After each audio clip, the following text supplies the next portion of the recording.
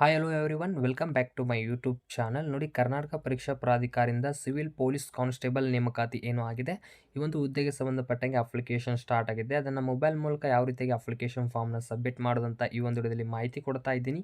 So ಅದಕ್ಕೂ ಮುಂಚೆ ನಮ್ಮ ಯೂಟ್ಯೂಬ್ ಚಾನಲ್ ಇನ್ನೂ ಯಾರು ಸಬ್ಸ್ಕ್ರೈಬನ್ನು ಮಾಡ್ಕೊಂಡಿಲ್ಲ, ಆದಷ್ಟು ಸಬ್ಸ್ಕ್ರೈಬನ್ನು ಮಾಡ್ಕೊಳ್ಳಿ. ಮತ್ತು ಟೆಲಿಗ್ರಾಮ್ ಗ್ರೂಪಿಗೆ ಯಾರು ಜಾಯ್ನ್ ಆಗಿಲ್ಲ ನೋಡಿ, ನಾನು ಡಿಸ್ಕ್ರಿಪ್ಷನ್ ಕೆಳಗೆ ಮತ್ತು ಕಮೆಂಟ್ ಸೆಕ್ಷನಲ್ಲಿ ಲಿಂಕ್ನ ಪಿನ್ ಮಾಡಿರ್ತೀನಿ. ಆದಷ್ಟು ಟೆಲಿಗ್ರಾಮ್ ಗ್ರೂಪಿಗೆ ಜಾಯ್ನ್ ಆಗಿ ಅಲ್ಲಿ ಕ್ವಿಕ್ ಆದ ಇನ್ಫಾರ್ಮೇಷನ್ಸ್ ಮತ್ತು ಎಲ್ಲ PDF ಇನ್ಫಾರ್ಮೇಷನ್ಸ್ ನಿಮಗೆ ಅಲ್ಲಿ ಕ್ವಿಕ್ಕಾಗಿ ಸಿಗುತ್ತೆ. ಆದಷ್ಟು ಟೆಲಿಗ್ರಾಮ್ ಗ್ರೂಪಿಗೆ ಜಾಯ್ನ್ ಆಗಿ. ಬನ್ನಿ, ಸಿವಿಲ್ ಪೊಲೀಸ್ ಕಾನ್ಸ್ಟೇಬಲ್ ರಿಕ್ರೂಟ್ಮೆಂಟ್ಗೆ ಯಾವ ರೀತಿಯಾಗಿ ಅಪ್ಲಿಕೇಶನ್ನ ಸಬ್ಮಿಟ್ ಮಾಡೋದಂತ ನೋಡ್ಕೋಣ. ಈಗಾಗಲೇ ನೀವು ನೋಟಿಫಿಕೇಷನ್ನ ಎಲ್ಲ ಓದ್ಕೊಂಡಿರ್ತೀರ. ನಾವೀಗ ಡೈರೆಕ್ಟಾಗಿ ಯಾವ ರೀತಿಯಾಗಿ ಅಪ್ಲೈ ಮಾಡೋದಂತ ನೋಡ್ಕೋಣ. ಮೊದಲೇದಾಗಿ ನಿಮಗೆ ಇಲ್ಲಿ ನಾನ್ ಕಲ್ಯಾಣ ಕರ್ನಾಟಕ ಮತ್ತು ಕಲ್ಯಾಣ ಕರ್ನಾಟಕ ಅಭ್ಯರ್ಥಿಗಳಿಗಾಗಿ ಸಪ್ರೇಟಾಗಿ ಲಿಂಕ್ ಬಿಟ್ಟಿದ್ದಾರೆ. ಅವರು ಬೇರೆ ಲಿಂಕ್ ಮೂಲಕ ಅರ್ಜಿಯನ್ನು ಸಲ್ಲಿಸಬೇಕು. ನಾನ್ ಕಲ್ಯಾಣ ಅಭ್ಯರ್ಥಿಗಳು ಅವರು ಬೇರೆ ಒಂದು ಲಿಂಕ್ ಮೂಲಕ ಅರ್ಜಿ ಸಲ್ಲಿಸಬಹುದು. ಈಗ ನಾನು ನಾನ್ ಕಲ್ಯಾಣ ಕರ್ನಾಟಕ ಅಭ್ಯರ್ಥಿಗಳು ಯಾವ ರೀತಿ ಅರ್ಜಿ ಸಲ್ಲಿಸಬೇಕಂತ ಮಾಹಿತಿ ಕೊಡ್ತೀನಿ. ಇದಾದ ತಕ್ಷಣ ಕಲ್ಯಾಣ ಕರ್ನಾಟಕ ಅಭ್ಯರ್ಥಿಗೆ ಮತ್ತೊಂದು ವಿಡಿಯೋನ ನಾನು ಮಾಡ್ತೀನಿ. ನೋಡಿ, ಇಲ್ಲಿ ನಾನ್ ಕಲ್ಯಾಣ ಕರ್ನಾಟಕ ಅಭ್ಯರ್ಥಿಗಳಿಗೆ ಇಲ್ಲಿ ಆನ್ಲೈನ್ ಅರ್ಜಿ ಸಲ್ಲಿಸುವ ಲಿಂಕ್ ಇಲ್ಲಿ ನಿಮಗೆ ಈಗಾಗಲೇ ಪ್ರೊವೈಡನ್ನು ಮಾಡಿರ್ತಾರೆ. ನೋಡಿ, ಕರ್ನಾಟಕ ರಾಜ್ಯ ಪೊಲೀಸ್ ಅಂತ ಇಲ್ಲಿ ನಿಮಗೆ ಈ ರೀತಿಯಾಗಿ ಬರುತ್ತೆ. 5 ಹಂತಗಳಲ್ಲಿ ಒಂದು ಅಪ್ಲಿಕೇಶನ್ ಫಾರ್ಮ್ನ ನೀವು ಸಬ್ಮಿಟ್ ಮಾಡಬೇಕಾಗುತ್ತೆ. ಸ್ಟೆಪ್ ಬೈ ಸ್ಟೆಪ್ ನಾವು ಎಲ್ಲ ಹಂತಗಳನ್ನು ಕಂಪ್ಲೀಟನ್ನು ಮಾಡ್ಕೋತಾ ಅಪ್ಲಿಕೇಶನ್ನ ಸಲ್ಲಿಸೋಣ. ಮೊದಲನೇದಾಗಿ step 1 submit application Karnataka state police ಅಂತ ಇರುತ್ತೆ. ಮೊದಲನೇ ಹಂತದಲ್ಲಿ ನೀವು ಅಪ್ಲಿಕೇಶನ್ ಫಾರ್ಮ್ನ ಫಿಲಪ್ ಮಾಡಬೇಕಾಗುತ್ತೆ. ನೋಡಿ, ಮೊದಲನೇದಾಗಿ ಒಂದು ಆಧಾರ್ ವೆರಿಫಿಕೇಷನ್ ಜೊತೆಗೆ ವ್ಯಾಲಿಡೇಷನ್ಸ್ ಜೊತೆಗೆ ಇಲ್ಲಿ ಕಂಪ್ಲೀಟನ್ನು ಮಾಡ್ಕೋಬೇಕಾಗುತ್ತೆ. ಏನೇನು ಡೀಟೇಲ್ಸ್ ಇನ್ಫಾರ್ಮೇಷನ್ ನೀಡಬೇಕಂತ ನೋಡ್ಕೋಣ. ಮೊದಲನೇದಾಗಿ ಒಂದು SSLC ರಿಜಿಸ್ಟ್ರೇಷನ್ ನಂಬರ್ನ ಹಾಕ್ಕೊಳ್ಳಿ ಮತ್ತು ಇಲ್ಲಿ ಬೋರ್ಡ್ ನಂಬರ್ನ ಚೂಸ್ ಮಾಡ್ಕೊಳ್ಳಿ. ಇಲ್ಲಿ ಬೋರ್ಡ್ ನಂಬರ್, ಬೋರ್ಡ್ ನೇಮ್ ಇಲ್ಲಿ ಸ್ಟೇಟ್ ಬೋರ್ಡ್ SSLC ಅಂತ ಚೂಸ್ ಮಾಡ್ಕೊಳ್ಳಿ. ಇದಾದ ತಕ್ಷಣ ಇಲ್ಲಿ ಒಂದು ಕ್ಯಾಪ್ಚಾ ಬರುತ್ತೆ. ಈ ಒಂದು ಕ್ಯಾಪ್ಚಾನ ಇಲ್ಲಿ ಫಿಲ್ ಮಾಡ್ಕೊಳ್ಳಿ. ಫಿಲ್ ಮಾಡ್ಕೊಂಡು ಇಲ್ಲಿ ಸಬ್ಮಿಟ್ ಮೇಲೆ ಕ್ಲಿಕ್ ಮಾಡ್ಕೊಳ್ಳಿ. ನೋಡಿ, ಸಬ್ಮಿಟ್ ಮೇಲೆ ಕ್ಲಿಕ್ ಮಾಡಿದ ತಕ್ಷಣ ನೆಕ್ಸ್ಟ್ ಈ ರೀತಿಯಾಗಿ ಬರುತ್ತೆ. ಒಂದು KYCಯನ್ನು ಕಂಪ್ಲೀಟ್ ಮಾಡಬೇಕಾಗುತ್ತೆ. ಅದನ್ನು ಯಾವ ರೀತಿಯಾಗಿ ಮಾಡಬೇಕಂದ್ರೆ ಇಲ್ಲಿ ಒಂದು ಡಿಕ್ಲೇರ್ ಬಾಕ್ಸ್ ಇದೆ ನೋಡಿ, ಈ ಒಂದು ಬಾಕ್ಸ್ ಮೇಲೆ ಕ್ಲಿಕ್ ಮಾಡ್ಕೊಳ್ಳಿ. ಕ್ಲಿಕ್ ಮಾಡಿದ್ರೆ ನಿಮಗೆ ಪ್ರೊಸೀಡ್ ಒಂದು ಆಪ್ಷನ್ಸ್ ಬರುತ್ತೆ ನೋಡಿ. ಈ ಪ್ರೊಸೀಡ್ ಆಪ್ಷನ್ ಮೇಲೆ ಕ್ಲಿಕ್ ಮಾಡ್ಕೊಳ್ಳಿ. ಪ್ರೊಸೀಡ್ ಮೇಲೆ ಆಪ್ಷನ್ ಮೇಲೆ ಕ್ಲಿಕ್ ಮಾಡಿದ ತಕ್ಷಣ ಒಂದು KYC ಸರ್ವಿಸನ್ನು ನೀವು ಕಂಪ್ಲೀಟನ್ನು ಮಾಡಬೇಕಾಗುತ್ತೆ. ಕೆಳಗೆ ಸ್ಕ್ರೋಲ್ ಮಾಡ್ಕೊಳ್ಳಿ. ಏನಿಲ್ಲ, ಸಿಂಪಲ್ ಆಗಿ ಇಲ್ಲಿ ನಿಮ್ಮ ಒಂದು ಆಧಾರ್ ನಂಬರ್ ಡೀಟೇಲ್ಸನ್ನು ಹಾಕ್ಕೊಳ್ಳಿ. ಹಾಕೊಂಡು ಇಲ್ಲಿ ಕೆಳಗೆ ಕೊಟ್ಟಿರುವಂಥ ಡಿಕ್ಲೇರ್ ಬಾಕ್ಸ್ ಇದೆಯಲ್ಲ, ಈ ಬಾಕ್ಸ್ ಮೇಲೆ ಕ್ಲಿಕ್ ಮಾಡ್ಕೊಳ್ಳಿ. ನೋಡಿ, ಇಷ್ಟನ್ನು ಇಟ್ಕೊಂಡು ಕೆಳಗೆ ಸ್ಕ್ರೋಲ್ ಮಾಡ್ಕೊಳ್ಳಿ. ಸ್ಕ್ರೋಲ್ ಮಾಡಿ ಇಲ್ಲಿ OTP ಅಂತ ಒಂದು ಆಪ್ಷನ್ ಇರುತ್ತೆ ನೋಡಿ. ಇಲ್ಲಿ OTP ಅಂತ ಆಪ್ಷನ್ ಇದೆಯಲ್ಲ, ಇದ್ರ ಮೇಲೆ ಕ್ಲಿಕ್ ಮಾಡ್ಕೊಳ್ಳಿ. ಇದ್ರ ಮೇಲೆ ಕ್ಲಿಕ್ ಮಾಡ್ಕೊಂಡು ನೀವು ಜನರೇಟ್ OTP ಮೇಲೆ ಕ್ಲಿಕ್ ಮಾಡ್ಕೊಳ್ಳಿ. SMS ಹಾಕಿ ಸಬ್ಮಿಟ್ ಮೇಲೆ ಕ್ಲಿಕ್ ಮಾಡ್ಕೊಳ್ಳಿ. ನೋಡಿ, ಸಬ್ಮಿಟ್ ಮೇಲೆ ಕ್ಲಿಕ್ ಮಾಡ್ಕೊಳ್ಳೋಣ. ನೋಡಿ, ಸಬ್ಮಿಟ್ ಮಾಡಿದ ತಕ್ಷಣ ನೆಕ್ಸ್ಟ್ ಈ ರೀತಿ ಬರುತ್ತೆ. ಒಂದು ಆನ್ಲೈನ್ ಅಪ್ಲಿಕೇಶನ್ ಫಾರ್ಮ್ ಇಲ್ಲಿ ಸ್ಟಾರ್ಟ್ ಆಗುತ್ತೆ. ಮೊದಲೇದಾಗಿ ಈಗಾಗಲೇ ಆಧಾರ್ ಕಾರ್ಡ್ನಲ್ಲಿ ಡೀಟೇಲ್ಸ್ ನೀಡುವಂತೆ ಡಾಟಾ ಫೆಚ್ ಆಗಿರುತ್ತೆ. ಕೆಳಗೆ ಸ್ಕ್ರೋಲ್ ಮಾಡ್ಕೊಳ್ಳಿ. ಒಂದು ಅಪ್ಲಿಕೇಶನ್ ಡೀಟೇಲ್ಸ್ ಇಲ್ಲಿಂದ ಸ್ಟಾರ್ಟ್ ಆಗುತ್ತೆ. ನೋಡಿ, ಮೊದಲೇದಾಗಿ ನೋಡ್ಕೊಳ್ಳೋಣ. ಸೆಲೆಕ್ಟ್ ಯುವರ್ ಪೋಸ್ಟ್, ಹುದ್ದೆಯನ್ನು ಆಯ್ಕೆ ಮಾಡಿ ಅಂತ ಮೊದಲನೇ ಆಪ್ಷನ್ ಇರುತ್ತೆ. ಇಲ್ಲಿ ಸಿವಿಲ್ ಪೊಲೀಸ್ ಕಾನ್ಸ್ಟೇಬಲ್ ಅಂತ ಚೂಸ್ ಮಾಡ್ಕೊಳ್ಳಿ. ಇದಾದ ತಕ್ಷಣ ಅರ್ಜಿ ಸಲ್ಲಿಸುವ ಜಿಲ್ಲೆಯನ್ನು ನೀವು ಇಲ್ಲಿಗೆ ನೆಕ್ಸ್ಟು ಆಯ್ಕೆ ಮಾಡ್ಕೋಬೇಕಾಗತ್ತೆ. ಈಗಾಗಲೇ ಡೀಟೇಲ್ಸ್ ನೋಟಿಫಿಕೇಷನ್ ಮಾಹಿತಿ ಕೊಟ್ಟಿನಿ. ಅದರ ಅನುಸಾರ ನೀವು ಯಾವ ಒಂದು ಜಿಲ್ಲೆಗೆ ಅಪ್ಲೈ ಮಾಡ್ತೀರಾ, ಈಗಾಗಲೇ ರಿಸರ್ವೇಷನ್ ಮೂಲಕ ಸೀಟ್ಗಳನ್ನ ಹಂಚಿಕೆ ಮಾಡಿರ್ತಾರೆ. ಅದರ ಅನುಸಾರ ನೀವು ಯಾವ ಒಂದು ಜಿಲ್ಲೆಯನ್ನು ಆಯ್ಕೆ ಮಾಡ್ಕೊಳ್ಳಿ. ನೀವು ಇಲ್ಲಿ ಜಿಲ್ಲೆ ಆಯ್ಕೆ ಮಾಡ್ಕೊಂಡು ಇಲ್ಲಿ ಫೈನಲ್ ಮಾಡ್ಕೊಂಡು ಯಾವ ಒಂದು ಜಿಲ್ಲೆಗೆ ಅಪ್ಲೈ ಮಾಡ್ತೀರಾ ಆ ಒಂದು ಜಿಲ್ಲೆಯನ್ನು ಇಲ್ಲಿ ಚೂಸ್ ಮಾಡ್ಕೊಳ್ಳಿ. ಇದಾದ ತಕ್ಷಣ ಈಗಾಗಲೇ ಒಂದು SSLC ರಿಜಿಸ್ಟ್ರೇಷನ್ ನಂಬರ್ ಏನು ನೀಡಿರ್ತೀರ ಅದರ ಅನುಸಾರ ಇಲ್ಲಿ ನಿಮ್ಮ ಒಂದು ನೇಮ್ ಮತ್ತು father name, mother name data fetch ಆಗಿರುತ್ತೆ. ಕೆಳಗೆ ಸ್ಕ್ರೋಲನ್ನು ಮಾಡ್ಕೊಳ್ಳಿ. ಇದಾದ ತಕ್ಷಣ ಒಂದು ಜೆಂಡರ್ ಕೇಳುತ್ತೆ. ನಿಮ್ಮ ಒಂದು ಜೆಂಡರ್ ಲಿಂಗ ಯಾವುದಿದೆ ನೋಡಿ, ಮೇಲ್ ಫಿಮೇಲ್ ಯಾವುದಿದೆ ಅದನ್ನು ಚೂಸನ್ನು ಮಾಡ್ಕೊಳ್ಳಿ. ಇದಾದ ತಕ್ಷಣ ಒಂದು ರಿಸರ್ವೇಷನ್ಸ್ ಕ್ಯಾಟಗರಿ, ಇದು ಇಂಪಾರ್ಟೆಂಟ್ ಆಗಿರುತ್ತೆ. ಇನ್ ಕೇಸ್ ನೀವು ರಿಸರ್ವೇಷನ್ಸ್ ಕ್ಯಾಟಗರಿಯಲ್ಲಿ ಜನರಲ್ ಮೆರಿಟ್ ಅಭ್ಯರ್ಥಿಗಳಾಗಿದ್ದರೆ ಯಾವುದೇ ರೀತಿ RD ನಂಬರ್ನ ಕೇಳುವುದಿಲ್ಲ. ಮತ್ತು ನೀವೇನಾದರೂ SC ST ಮತ್ತು ಇನ್ನುಳಿದ ಕ್ಯಾಟಗರಿ ಏನಾದರೂ ಆಗಿದ್ದರೆ ನಿಮಗೆ RD ನಂಬರ್ ಕಂಪಲ್ಸರಿಯಾಗಿ ನೀಡಬೇಕಾಗುತ್ತೆ. ಅದರಲ್ಲೂ SCಯಲ್ಲಿ ಈಗಾಗಲೇ ಒಳ ಮೀಸಲಾತಿ ಬಂದಿರೋದ್ರಿಂದ group A, group B, group C ಅಂತ ಈಗಾಗಲೇ ಮಾಡಿದ್ದಾರೆ. ಅಂಥ ಅಭ್ಯರ್ಥಿಗಳಿಗೆ ಸ್ವಲ್ಪ ಇನ್ಫಾರ್ಮೇಷನನ್ನು ತಿಳಿಸ್ಕೊಡ್ತೀನಿ ನೋಡಿ. ನಿಮ್ಮ ಕಡೆ ಏನಾದರೂ ಹಳೇದು ಕನ್ನಡ ಒಂದು ಸರ್ಟಿಫಿಕೇಟ್, ಕಾಸ್ಟ್ ಸರ್ಟಿಫಿಕೇಟ್ ಏನಾದರೂ ಇದ್ದರೆ ಅದು ನಿಮಗೆ ಇಲ್ಲಿ ಬರೋದಿಲ್ಲ, ಡಾಟಾ ಫೆಚ್ ಆಗೋದಿಲ್ಲ. ಅದಕ್ಕೆ ಪ್ರತಿಯೊಬ್ಬರು ನಿಮ್ಮ ಒಂದು ಕನ್ನಡ ಕಾಸ್ಟ್ ಸರ್ಟಿಫಿಕೇಟ್ನ ಅಪ್ಡೇಟನ್ನು ಮಾಡ್ಕೊಂಡು ಬರಲೇಬೇಕಾಗುತ್ತೆ. ಯಾಕೆ ಮಾಡ್ಕೊಂಡು ಬರಬೇಕು ಅಂತ ಹೇಳ್ತಾ ಇದ್ದೀನಿ ಅಂದರೆ ನೋಡಿ, ಈಗ ನಾನು SC ಅಂತ ಚೂಸ್ ಮಾಡ್ಕೊಂಡಿದ್ದೀನಿ ಮತ್ತು ನಿಮ್ಮದು ಸಬ್ ಗ್ರೂಪು, ನಾನು ಎಕ್ಸಾಂಪಲ್ ಆಗಿ ಯಾವುದಾದ್ರೂ ಒಂದು ಗ್ರೂಪ್ನ ಚೂಸ್ ಮಾಡ್ಕೊಂಡು ನಿಮ್ಮ ಒಂದು ಹಳೆಯ ಕಾಸ್ಟ್ ಸರ್ಟಿಫಿಕೇಟ್ RD ನಂಬರ್ ನೀವೇನಾದರೂ ಡೀಟೇಲ್ಸನ್ನು ನೀಡಿದರೆ ಅದು ತೊಗೊಳ್ಳೋದಿಲ್ಲ. ಏನು ಹೇಳುತ್ತೆ ಅಂತ ನಾವು ನೋಡ್ಕೊಳ್ಳೋಣ. ಅಭ್ಯರ್ಥಿಗಳು ನಿಮ್ಮ ಒಂದು ಗ್ರೂಪ್ ಚೂಸ್ ಮಾಡಿ ಹಳೆಯದು ಕಾಸ್ಟ್ ಸರ್ಟಿಫಿಕೇಟ್ RD ನಂಬರ್ ಹಾಕಿದ್ರೆ ಈ ರೀತಿಯಾಗಿ ಬರ್ತಾ ಇದೆ. For the selected category the corresponding group most be update in the RD caste certificate without updating the group details in the certificate the application process cannot the proceed future would you like to update the certificate. ಅಂದರೆ ಏನು ಮಾಹಿತಿ ಕೊಡ್ತಾ ಇದ್ದಾರೆ ಅಂದರೆ ಈಗಾಗಲೇ ನಿಮ್ಮದು ಹಳೇದು ಏನೋ ಒಂದು SC ಸರ್ಟಿಫಿಕೇಟ್, ಕಾಸ್ಟ್ ಸರ್ಟಿಫಿಕೇಟ್ ಇದೆಯಲ್ಲ ಅದನ್ನು ನೀವು ಗ್ರೂಪ್ ಡೀಟೇಲ್ಸ್ ಹೊಂದಿರುವ ಗ್ರೂಪ್ ಡೀಟೇಲ್ಸ್ ಅಂದರೆ group A, group E, group C ಇರ್ತಿ ಏನೋ ಒಂದು ಡಿವೈಡ್ ಮಾಡಿದ್ರಲ್ಲ ಅದನ್ನು ಅಪ್ಡೇಟ್ ಹೊಂದಿರುವಂಥ ಸರ್ಟಿಫಿಕೇಟ್ನ ಇಲ್ಲಿ ಆರ್ ಡಿ ನಂಬರ್ನ ನೀಡಿ. ಅಂದರೆ ಅದು ನೀವು ಅಪ್ಡೇಟ್ ಮಾಡಿದರೆ ಆರ್ ಡಿ ನಂಬರ್ ಚೇಂಜ್ ಆಗುತ್ತೆ. ಅದಕ್ಕೆ ಪ್ರತಿಯೊಬ್ಬರು ನೀವು ನಿಮ್ಮ ಒಂದು ಕಾಸ್ಟ್ ಸರ್ಟಿಫಿಕೇಟ್ನಲ್ಲಿ ಏನಾದರೂ group A, group B, group C ಅಂತ ಇನ್ನೂ ಅಪ್ಡೇಟ್ ಮಾಡಿಸಿಲ್ಲ ಅಂದರೆ ಅಪ್ಡೇಟ್ ಮಾಡಿಸಿ ಈ ಒಂದು ಅಪ್ಲಿಕೇಶನ್ ನೀವು ಕಂಪಲ್ಸರಿಯಾಗಿ ಅರ್ಜಿ ಸಲ್ಲಿಸಬೇಕಾಗುತ್ತೆ. ಅದಕ್ಕೆ ಪ್ರತಿಯೊಬ್ಬರು ಅಪ್ಡೇಟ್ ಮಾಡಿಸಿ. ಬೇಕಾದರೆ ನಾನು ಅಪ್ಡೇಟ್ ಆಗಿರೋ ಒಂದು caste certificate R D number ಹಾಕಿದ ತಕ್ಷಣ ಯಾವ ರೀತಿ ಬರುತ್ತೆ ಅಂತ ನಿಮಗೆ ತೋರಿಸ್ತೀನಿ. ನೋಡಿ, ನಾನು ಅಪ್ಡೇಟ್ ಆಗಿರುವುದು ಕಾಸ್ಟ್ ಸರ್ಟಿಫಿಕೇಟಲ್ಲಿ ಅಲ್ಲಿ ಪ್ರವರ್ಗ ಎ, ಪ್ರವರ್ಗ ಬಿ ಅಂತ ಬಂದಿರುತ್ತೆ. ಅಪ್ಡೇಟ್ ಆಗಿರುವ ಕಾಸ್ಟ್ ಸರ್ಟಿಫಿಕೇಟ್ ನಾನು ನೀಡಿದೆ. ಅದರಲ್ಲೇ ಗ್ರೂಪ್ ಕೊಟ್ಟಿರ್ತಾರೆ. ನಿಮಗೆ ಗ್ರೂಪ್ ಕನ್ಫ್ಯೂಸ್ ಆಗ್ತದೆ ನಮ್ಮದು ಯಾವುದು ಗ್ರೂಪ್ ಅಂತ. ಅದೇ ಕಾಸ್ಟ್ ಸರ್ಟಿಫಿಕೇಟ್ನಲ್ಲಿ ಗ್ರೂಪ್ ನಿಮ್ದು ಯಾವುದು ಅಂತ ಕೊಟ್ಟಿರ್ತಾರೆ. ಅಲ್ಲಿ caste certificate R D number ನೀಡಿದ ತಕ್ಷಣ ಆಟೋಮೆಟಿಕ್ಕಾಗಿ ನೋಡಿ ಡಾಟಾ ಇಲ್ಲಿ ಫೆಚ್ ಆಗಿರುತ್ತೆ. ಈ ರೀತಿಯಾಗಿ ಒಂದು SC ಅಭ್ಯರ್ಥಿಗಳು ಈ ರೀತಿಯಾಗಿ ಕಂಪಲ್ಸರಿ ಕಾಸ್ಟ್ ಸರ್ಟಿಫಿಕೇಟ್ ಅಪ್ಡೇಟ್ ಮಾಡಿಸಿ ಆಮೇಲೆ ಅಪ್ಲೈ ಮಾಡ್ಕೊಳ್ಳಿ. SC ST ಮತ್ತು ಕ್ಯಾಟಗರಿ 1 ಇಂಥ ಅಭ್ಯರ್ಥಿಗಳು ಓಲ್ಡ್ ಏನೊಂದು ಕನ್ನಡದಲ್ಲಿ ಕಾಸ್ಟ್ ಸರ್ಟಿಫಿಕೇಟ್ ಇರುತ್ತಲ್ಲ, ಸಿಂಪಲ್ಲಾಗಿ ನೀವು ಆರ್ ಡಿ ನಂಬರ್ನ ಹಾಕೊಳ್ಳಿ. ಆಟೋಮೆಟಿಕ್ಕಾಗಿ ಇಲ್ಲಿ ಡಾಟಾ ಫೆಚ್ ಆಗುತ್ತೆ. ಇಷ್ಟು ಡೀಟೇಲ್ಸನ್ನು ಇಟ್ಕೊಳ್ಳಿ ಇನ್ನುಳಿದ ಅಭ್ಯರ್ಥಿಗಳು. ಮತ್ತು SSLC ಡೇಟ್ ಆಫ್ ಬರ್ತ್ ಆಟೋಮೆಟಿಕ್ಕಾಗಿ ಡಾಟಾ ಫೆಚ್ ಆಗಿರುತ್ತೆ. ನಿಮ್ಮದು ಒಂದು ಡೇಟ್ ಆಫ್ ಬರ್ತು ಕೆಳಗೆ ಸ್ಕ್ರೋಲ್ ಮಾಡ್ಕೊಳ್ಳಿ. ಮತ್ತು ಪರ್ಮನೆಂಟ್ ಅಡ್ರೆಸ್ ಕಾಯಂ ವಿಳಾಸ ಅಂತ ಕೇಳ್ತಾ ಇದೆ. ನಿಮ್ಮೊಂದು ಆಧಾರ್ ಕಾರ್ಡ್ನ ಮುಂದಿಟ್ಕೊಳ್ಳಿ. ಆಧಾರ್ ಕಾರ್ಡ್ನಲ್ಲಿ ಯಾವ ರೀತಿಯಾಗಿ ಅಡ್ರೆಸ್ ಇರುತ್ತಲ್ಲ ಅದೇ ರೀತಿ ಅಡ್ರೆಸ್ನ ಹಾಕೊಳ್ಳಿ. ಸ್ಟೇಟ್ನ ಚೂಸ್ ಮಾಡ್ಕೊಳ್ಳಿ, ಡಿಸ್ಟ್ರಿಕ್ಟ್ನ ಚೂಸ್ ಮಾಡ್ಕೊಳ್ಳಿ, ತಾಲೂಕನ್ನ ಚೂಸ್ ಮಾಡ್ಕೊಳ್ಳಿ, ಪಿನ್ ಕೋಡ್ನ ಹಾಕೊಳ್ಳಿ. ಇಷ್ಟು ಒಂದು ಅಡ್ರೆಸ್ಸನ್ನು ಇಟ್ಕೊಳ್ಳಿ, ಪರ್ಮನೆಂಟ್ ಅಡ್ರೆಸ್ಸು. ಪರ್ಮನೆಂಟ್ ಅಡ್ರೆಸ್ ನೀಡಿದ ತಕ್ಷಣ ಆಟೋಮೆಟಿಕ್ಕಾಗಿ ಇಲ್ಲಿ ಎಸ್ ಅಂತ ಆಪ್ಷನ್ ಇದೆಯಲ್ಲ, ಇದನ್ನು ಕ್ಲಿಕ್ ಮಾಡಿದ್ರೆ ಕೆಳಗೆ ಆಟೋಮೆಟಿಕ್ಕಾಗಿ ಮೇಲೆ ಕೊಟ್ಟಿರುವಂಥ ಡೀಟೇಲ್ಸ್ ಇಲ್ಲಿ ಡಾಟಾ ಫೆಚ್ ಆಗುತ್ತೆ. ಅಂದರೆ ಅದು ಏನು ಮೇಲ್ ಕೊಟ್ಟಿರ್ತಿರಲ್ಲ ಅದೇ ಡಾಟಾ ಇಲ್ಲಿ ಬರುತ್ತೆ. ಇಲ್ಲ ನೋ ಅಂತ ಹಾಕೊಂಡ್ರೆ ನಿಮಗೆ ಇಲ್ಲಿ ಬೇರೆ ಅಡ್ರೆಸ್ ನೀಡಬೇಕಾಗುತ್ತೆ. ಬೇರೆ ಅಡ್ರೆಸ್ ಯಾವುದಂದರೆ ನಿಮ್ಮೊಂದು ಆಧಾರ್ ಕಾರ್ಡ್ನಲ್ಲಿ ಅಡ್ರೆಸ್ಸಲ್ಲಿ ಏನಿದೆಯಲ್ಲ ಅಲ್ಲೇ ನೀವು ಏನಾದರೂ ಸ್ಟೇ ಇದ್ದರೆ ಎಸ್ ಅಂತ ಹಾಕ್ಕೊಳ್ಳಿ. ಇಲ್ಲ ನಾವು ಬೇರೆ ಡಿಸ್ಟಿಕ್ನಲ್ಲಿ ನಮ್ಮ ಆಧಾರ್ ಕಾರ್ಡ್ ಅಡ್ರೆಸ್ಸಲ್ಲಿ ಇರುವುದು ಬೇರೆ ಇದೆ ಮತ್ತು ನಾವು ಪ್ರೆಸೆಂಟ್ ಅಡ್ರೆಸ್ ಬೇರೆ ಇದೆ ಅಂದರೆ ಇಲ್ಲಿ ನೋ ಅಂತ ಹಾಕೊಂಡು ಈಗ ಪ್ರೆಸೆಂಟ್ ಎಲ್ಲಿದ್ದೀರಲ್ಲ ಆ ಒಂದು ಅಡ್ರೆಸ್ನ ಇಲ್ಲಿ ನೀವು ನೀಡಬೇಕಾಗುತ್ತೆ. ಇಷ್ಟೇ ಸಿಂಪಲ್ಲಾಗಿ ನೀವು ಅಡ್ರೆಸ್ನ ಹಾಕ್ಕೊಳ್ಳಿ. ಇದಾದ ತಕ್ಷಣ ಒಂದು ಮೊಬೈಲ್ ಸಂಖ್ಯೆ, ಒಂದು ಮೊಬೈಲ್ ನಂಬರ್ ಡೀಟೇಲ್ಸ್ನ ಹಾಕ್ಕೊಳ್ಳಿ. ಇದು ಆ್ಯಕ್ಟಿವ್ ಇರಬೇಕು.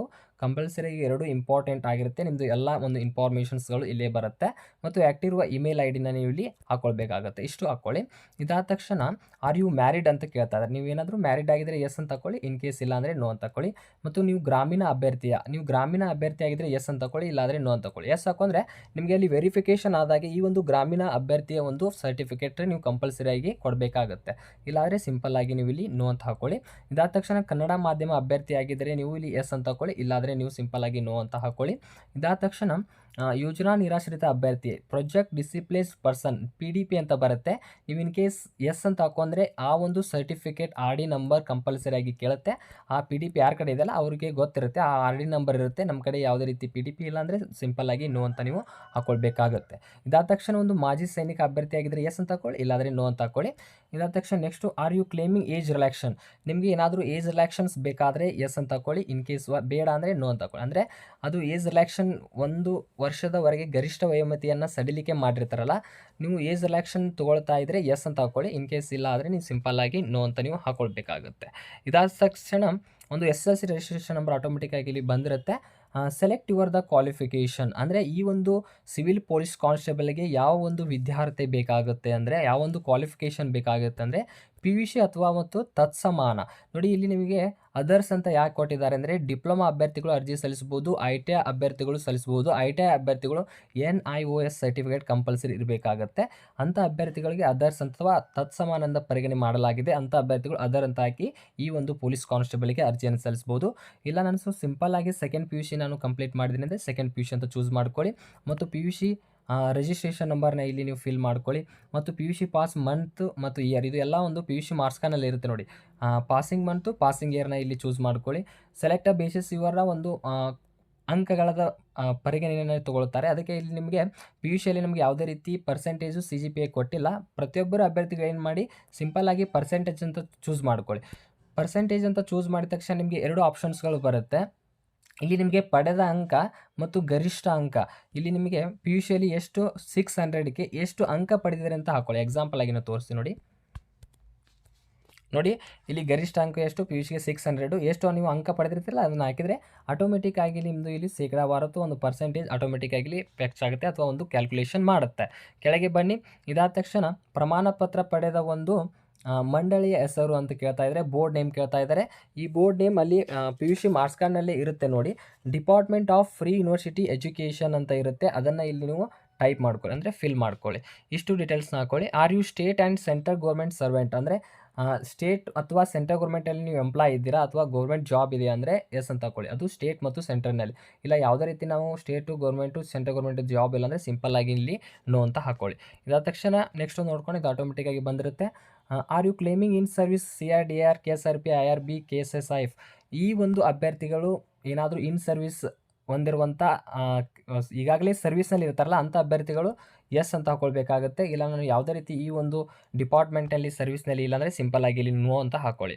ಇದಾದ ತಕ್ಷಣ are you forest area tribal person, ಅಂದರೆ ಅರಣ್ಯ ಪ್ರದೇಶದಲ್ಲಿರುವ ಬುಡಕಟ್ಟು ಜನಾಂಗಕ್ಕೆ ನೀವೇನಾದರೂ ಸೇರಿದರೆ ಎಸ್ ಅಂತ ಹಾಕ್ಕೊಳ್ಳಿ. ಇನ್ ಕೇಸ್ ಇಲ್ಲ ಅಂದರೆ ನೋ ಅಂತ ಹಾಕ್ಕೊಳ್ಳಿ. ಇವ್ರಿಗೆ ಏನಂದರೆ ಇವರಿಗೆ ಬೇರೆ ರೀತಿ ರಿಸರ್ವೇಷನ್ ಇರುತ್ತೆ. ಇವರಿಗೆ ಒಂದು ಕಾಸ್ಟ್ ಸರ್ಟಿಫಿಕೇಟ್ ಬೇರೆ ಅರಣ್ಯ ಪ್ರದೇಶದ್ದು ಇರುತ್ತೆ. ಮತ್ತು ನಿಮ್ಮದು ಹೈಟು ಮತ್ತು ಚೆಸ್ಟು ಯಾವ ರೀತಿ ಸೆಂಟಿಮೀಟರ್ ಇರುತ್ತಲ್ಲ ಅದನ್ನು ಹಾಕ್ಕೊಳ್ಳಿ. ಇದಾದ ತಕ್ಷಣ next have you passed the Kannada subject in 10th and SSLC PUC any higher. SSLCಯಲ್ಲಿ ಆದರೂ ಆಗಿರ್ಬೋದು, PUCಯಲ್ಲಿ ಆಗಿರ್ಬೋದು, ಹೈಯರ್ ಲೆವೆಲಲ್ಲಿ ಕ್ವಾಲಿಫಿಕೇಷನಲ್ಲಿ ನೀವು ಕನ್ನಡ ಸಬ್ಜೆಕ್ಟ್ನ ಪಾಸ್ ಮಾಡಿದ್ದೀರಾ ಅಂತ ಇರುತ್ತೆ. ನಾವು SSLC ಪ್ರತಿಯೊಬ್ಬರು ಮಾಡಿರ್ತೀವಿ. ಇದನ್ನು ಕಂಪಲ್ಸರಿ ಎಸ್ ಅಂತ ನೀವು ಹಾಕ್ಕೊಳ್ಬೇಕಾಗುತ್ತೆ. ಇದಾದ ತಕ್ಷಣ are you pass the compulsory Kannada examination form the KEA KPSC any other examination authority ಅಂತ ಕೇಳ್ತಾರೆ. ಈಗಾಗಲೇ KEA KPSC ನಡೆಸಿರುವಂಥ ವೇರಿಯಸ್ ಪೋಸ್ಟ್ಗಳಿಗೆ ನಾವು ಕನ್ನಡ ಕಡ್ಡಾಯ ಎಕ್ಸಾಮಿನೇಷನ್ ಬರೆದು ಪಾಸ್ ಆಗಿನಂತಂದರೆ ಅಂಥ ಅಭ್ಯರ್ಥಿಗಳು ಎಸ್ ಅಂತ ಹಾಕ್ಕೊಳ್ಳಿ. ಇನ್ ಕೇಸ್ ಇಲ್ಲ ಸರ್ ನಾನು KEA KPSC ಯಾವುದೇ ರೀತಿ ಕನ್ನಡ ಕಡ್ಡಾಯ ಎಕ್ಸಾಮಿನೇಷನ್ ಬರದೇ ಇಲ್ಲ ಅಂದರೆ ನೀವು ನೋ ಅಂತ ಹಾಕ್ಕೊಳ್ಳಿ. ಯಾಕಂದರೆ ನಿಮಗೆ ಕಡ್ಡಾಯ ಕನ್ನಡ ಎಕ್ಸಾಮಿನೇಷನ್ ಬರೆದ ಮೇಲೆ GS ಪೇಪರ್ನ ಬರೆಸ್ತಾರೆ.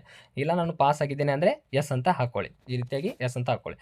ಇಷ್ಟು ಡೀಟೇಲ್ಸ್ನ ನೀಡ್ಕೊಂಡು ಇಲ್ಲಿ ಡಿಕ್ಲೇರ್ ಬಾಕ್ಸ್ ಇರುತ್ತೆ. ಈ ಡಿಕ್ಲೇರ್ ಬಾಕ್ಸ್ ಮೇಲೆ ಕ್ಲಿಕ್ ಮಾಡ್ಕೊಂಡು ಪ್ರಿವ್ಯೂ ಅಂತ ಇರುತ್ತೆ, ಇದ್ರ ಮೇಲೆ ನೀವು ಕ್ಲಿಕ್ಕನ್ನು ಮಾಡ್ಕೊಳ್ಳಿ.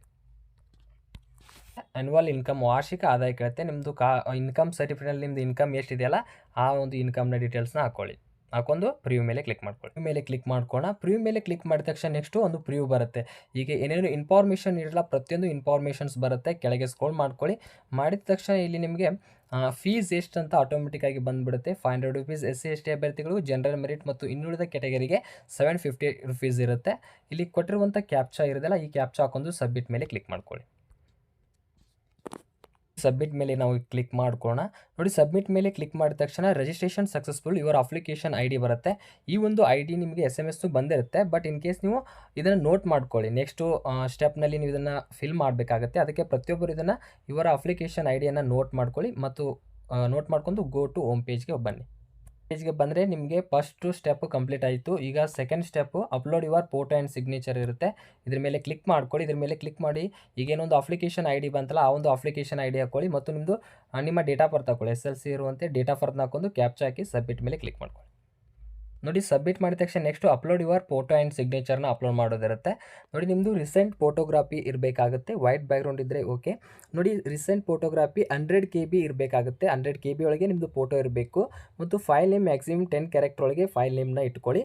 ಮತ್ತು ಅಪ್ಲೋಡ್ ಸಿಗ್ನೇಚರು 100 KB ಒಳಗೆ ಇರಬೇಕಾಗುತ್ತೆ. 10 ಕ್ಯಾರೆಕ್ಟರ್ ಒಳಗೆ ಸಿಗ್ನೇಚರ್ ನೀವು ಬ್ಲ್ಯಾಕ್ ಇಂಕಿಂದ ಸಿಗ್ನೇಚರ್ನ ಮಾಡ್ಕೊಳ್ಳಿ. ಇಷ್ಟು ಫೋಟೋ ಮತ್ತು ಸಿಗ್ನೇಚರ್ನ ರಿಸೈಸನ್ನು ಮಾಡ್ಕೊಳ್ಳಿ ಅಥವಾ ನೀವು ಮೊಬೈಲ್ನಲ್ಲೇ ಮಾಡ್ಕೊಳ್ಳಿ. ಬೇಕಾದರೆ ನೆಕ್ಸ್ಟ್ ನಾನು ವಿಡಿಯೋ ಫೋಟೋ ಸಿಗ್ನೇಚರ್ ಯಾವ ರೀತಿಯಾಗಿ ರಿಸೈಸನ್ನು ಮಾಡೋದು ಅಂತ ಒಂದು ವಿಡಿಯೋ ಮಾಡ್ತೀನಿ. ನಿಮಗೇನಾದರೂ ಗೊತ್ತಾಗಲಿಲ್ಲ ಅಂದರೆ ಆ ವಿಡಿಯೋನ ವಾಚ್ ಮಾಡಿ ನಿಮ್ಮ ಫೋಟೋ ಸಿಗ್ನೇಚರ್ನ ರಿಸೈಸನ್ನು ಮಾಡ್ಕೊಂಡು ಆಮೇಲೆ ಬಂದು ಇಲ್ಲಿ ಅಪ್ಲೋಡನ್ನು ಮಾಡ್ಕೊಳ್ಳಿ. ಅಪ್ಲೋಡ್ ಮಾಡ್ಕೊಂಡು ಸೇವ್ ಮೇಲೆ ಕ್ಲಿಕ್ ಮಾಡ್ಕೊಳ್ಳಿ. ನೋಡಿ ಈ ರೀತಿಯಾಗಿ ಫೋಟೋ ಸಿಗ್ನೇಚರ್ ಅಪ್ಲೋಡ್ ಮಾಡ್ಕೊಂಡು ಸೇವ್ ಮೇಲೆ ಕ್ಲಿಕ್ ಮಾಡ್ಕೊಳ್ಳಿ. ಸೇವ್ ಮೇಲೆ ಕ್ಲಿಕ್ ಮಾಡಿದ ತಕ್ಷಣ photo and signature uploaded successful ಅಂತ ಬರುತ್ತೆ. ಓಕೆ ಮೇಲೆ ಕ್ಲಿಕ್ ಮಾಡ್ಕೊಳ್ಳಿ. ಓಕೆ ಮೇಲೆ ಕ್ಲಿಕ್ ಮಾಡಿದ ತಕ್ಷಣ ಈಗ 2 ಸ್ಟೆಪ್ಗಳು ಕಂಪ್ಲೀಟ್ ಆಯಿತು. ಈಗ 3ನೇ ಹಂತ ಸ್ಟೆಪ್ 3ಯಲ್ಲಿ ಒಂದು ಪೇಮೆಂಟ್ ಮಾಡಬೇಕಾಗತ್ತೆ. ಶುಲ್ಕವನ್ನು ಪಾವತಿ ಮಾಡಬೇಕಾಗತ್ತೆ. ಇದ್ರ ಮೇಲೆ ಕ್ಲಿಕ್ ಮಾಡ್ಕೊಳ್ಳಿ.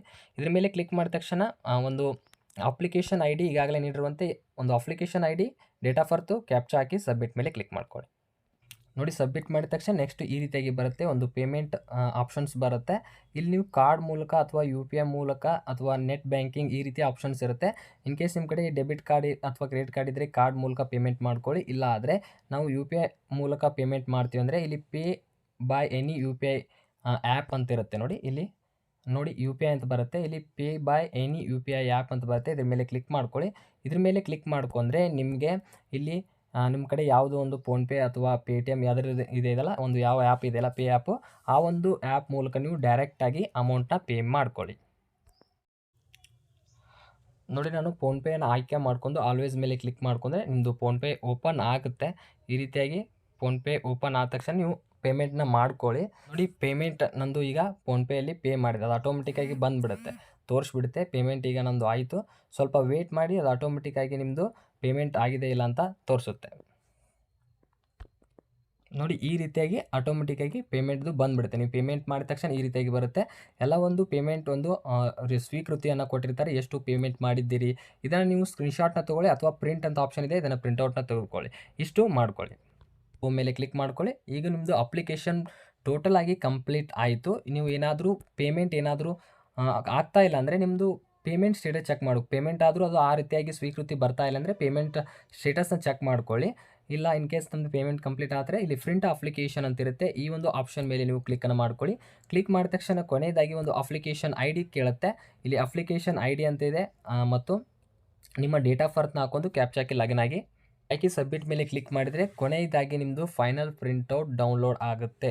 ಈ ರೀತಿಯಾಗಿ ನೀವು ಅಪ್ಲಿಕೇಶನ್ ಫಾರ್ಮ್‌ನ ಫಿಲಪ್ ಮಾಡ್ಕೊಳ್ಳಿ. ನೋಡಿ ಈ ರೀತಿಯಾಗಿ ಎಲ್ಲ ಪ್ರತಿಯೊಂದು ಇನ್ಫಾರ್ಮೇಷನ್ಸ್ ಪೇಮೆಂಟ್ ಆಗಿದ್ದು ಫೈನಲ್ ಪ್ರಿಂಟೌಟ್ ಬಂದುಬಿಡುತ್ತೆ. ಇದನ್ನು ನಿಮ್ಮ ಮೊಬೈಲ್‌ನಲ್ಲಿ PDF ಸೇವ್ ಮಾಡ್ಕೊಳ್ಳಿ ಅಥವಾ ಒಂದು ಪ್ರಿಂಟೌಟ್‌ನ ತೆಗೆದುಕೊಳ್ಳಿ. ಇದು ಇಂಪಾರ್ಟೆಂಟ್ ಆಗಿರುತ್ತೆ. ಈ ರೀತಿಯಾಗಿ ಸುಲಭವಾಗಿ ಮೊಬೈಲ್ ಮೂಲಕ ಸಿವಿಲ್ ಪೊಲೀಸ್ ಕಾನ್ಸ್ಟೇಬಲ್ ಹುದ್ದೆಗೆ ಯಾವ ರೀತಿಯಾಗಿ ಅರ್ಜಿಯನ್ನು ಸಲ್ಲಿಸಬೇಕಂತ ನಾನು ಪ್ರತಿಯೊಂದನ್ನು ಸ್ಟೆಪ್ ಬೈ ಸ್ಟೆಪ್ ಯಾವುದೇ ರೀತಿ ಮಿಸ್ಟೇಕ್ ಆಗದೆ ಮಾಹಿತಿ ಕೊಟ್ಟಿದ್ದೀನಿ. ಇನ್ ಕೇಸ್ ಏನಾದರೂ ನಿಮಗೆ ಇದರಲ್ಲಿ ಡೌಟ್ ಇದ್ದರೆ ಆದಷ್ಟು ಕಮೆಂಟ್ ಸೆಕ್ಷನಲ್ಲಿ ಕಮೆಂಟ್ ಮಾಡಿ ಮತ್ತು ಟೆಲಿಗ್ರಾಮ್ ಗ್ರೂಪಿಗೆ ಯಾರು ಜಾಯ್ನ್ ಆಗಿಲ್ಲ ನೋಡಿ ಪ್ರತಿಯೊಬ್ಬರು ಜಾಯ್ನ್ ಆಗಿ ಅಲ್ಲಿ ನಿಮಗೆ ಪ್ರತಿಯೊಂದು ಇನ್ಫಾರ್ಮೇಷನ್ ಕ್ವಿಕ್ ಆಗಿ ಸಿಗುತ್ತೆ. ಈ ರೀತಿಯಾಗಿ ಅಪ್ಲಿಕೇಶನ್ ಫಾರ್ಮ್‌ನ ಫಿಲಪ್ ಮಾಡ್ಕೊಂತ ಹೇಳ್ತಾ ಈ ಒಂದು ವಿಡಿಯೋ ಇಷ್ಟ ಆದರೆ ಆದಷ್ಟು ಲೈಕ್ ಮಾಡಿ ನಮ್ಮ ಯೂಟ್ಯೂಬ್ ಚಾನಲ್‌ನ ಸಬ್ಸ್ಕ್ರೈಬ್ ಮಾಡ್ಕೊಳ್ಳಿ. ನಿಮ್ಮ ಫ್ರೆಂಡ್ಸ್ಗಳಿಗೆ ಶೇರ್ ಮಾಡಿ ಅಂತ ಹೇಳ್ತಾ ಈ ವಿಡಿಯೋನ ವಾಚ್ ಮಾಡಿದ್ದಕ್ಕೆ thank you for the watching.